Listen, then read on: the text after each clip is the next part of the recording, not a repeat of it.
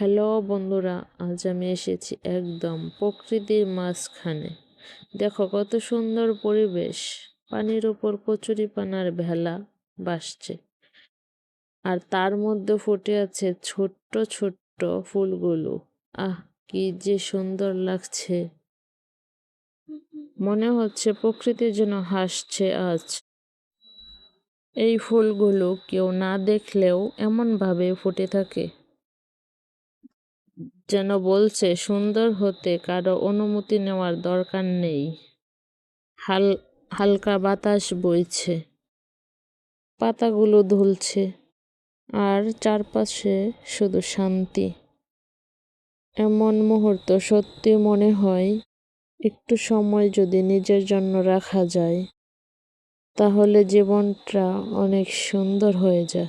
তোমরাও সময় পেলে এমন প্রকৃতির কোলে একটু ঘুরে আসো, মনটা একদম ফ্রেশ হয়ে যাবে।